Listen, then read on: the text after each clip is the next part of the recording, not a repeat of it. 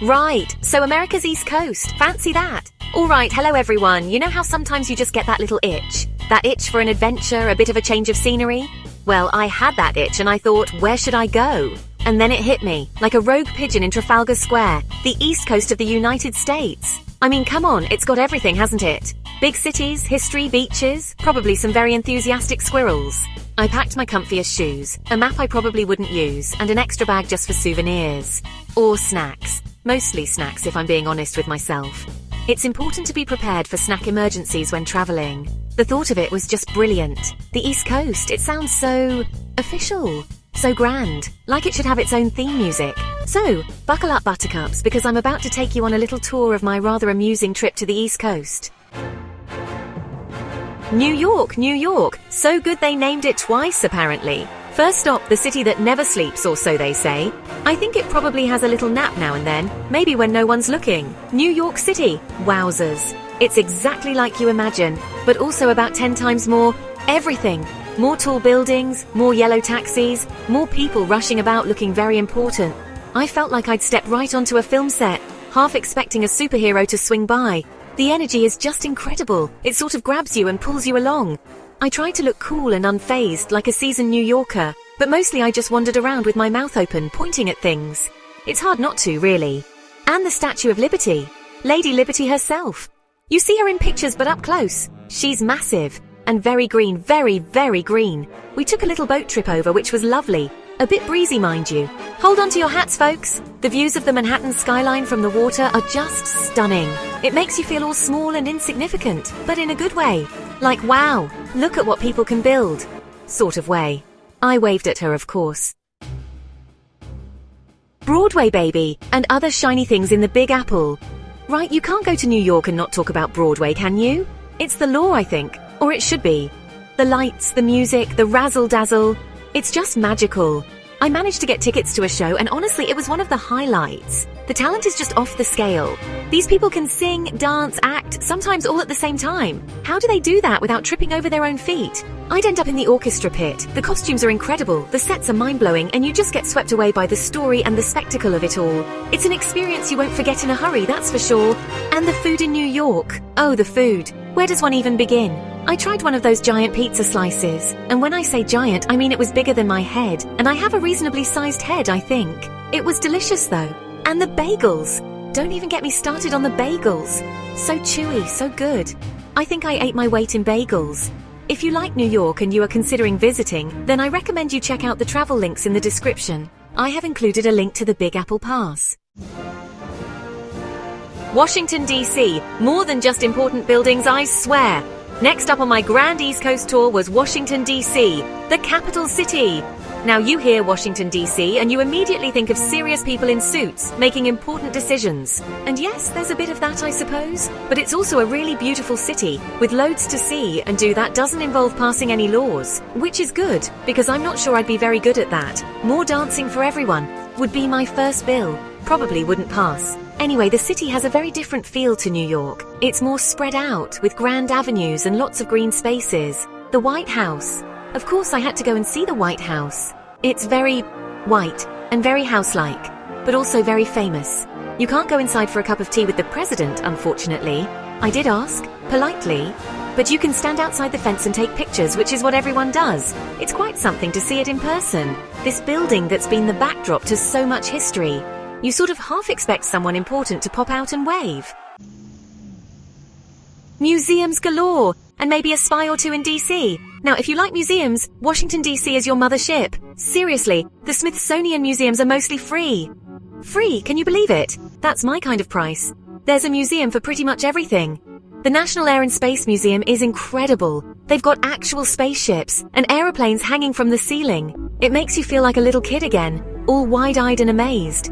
I pretended I was an astronaut for a bit. Houston, we have a donut. That sort of thing.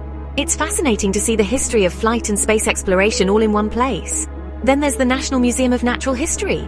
Dinosaurs. Giant dinosaur skeletons. Who doesn't love dinosaurs? And the Hope Diamond, which is apparently very famous and very sparkly.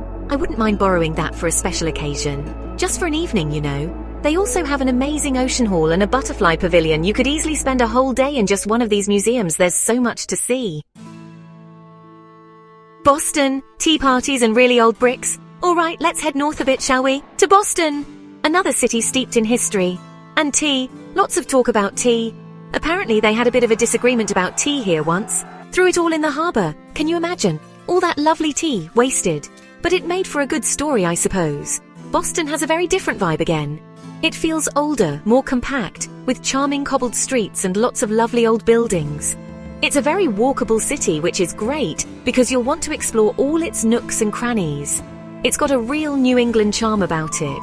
The Freedom Trail is the big thing to do in Boston. It's a red brick line painted on the pavement that takes you past all the important historical sites. How clever is that? You literally just follow the red bricks. Even I couldn't get too lost doing that. Though I did get distracted by a bakery at one point. Priorities, you know. The trail takes you to places like Paul Revere's house. He was the chap who went on a midnight ride shouting things. And the Old North Church. Sunshine state of mind. Hello, Florida beaches.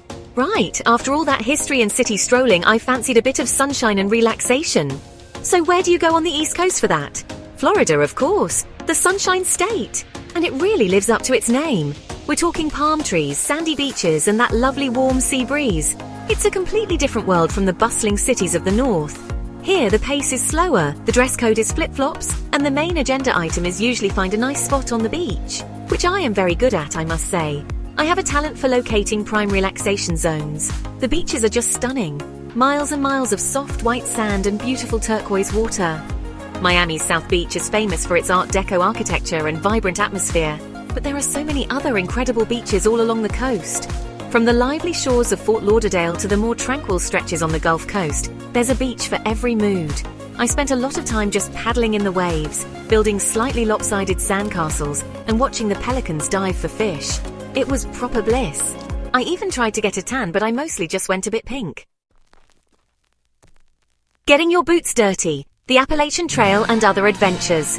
Now, the East Coast isn't just about big cities and sandy beaches. Oh no, for those who like a bit of rugged nature and a good stomp, there's the Appalachian Trail. This is a proper long-distance footpath, stretching for over 2,000 miles. 2,000! Can you imagine walking all that? I get tired walking to the fridge sometimes. But parts of it are absolutely beautiful, winding through mountains and forests, offering incredible views. You don't have to do the whole thing, of course. You can just dip in for a day hike, which is more my speed.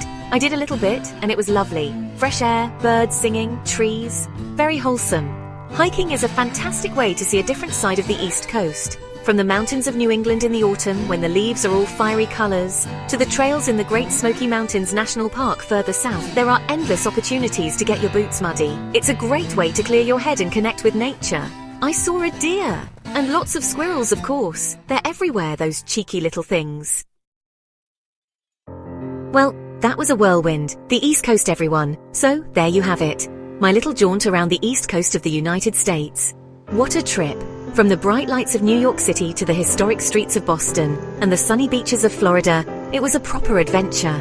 It's amazing how much variety there is in one stretch of coastline. Each place has its own unique flavor, its own special charm. I ate so much good food, saw so many incredible sights, and met some really lovely people along the way. And I only got mildly lost a couple of times, which I'm counting as a win. It's all part of the fun, isn't it? It's funny, you see these places on television or in films, and you think you know them. But actually being there, walking those streets, breathing that air, it's a completely different experience.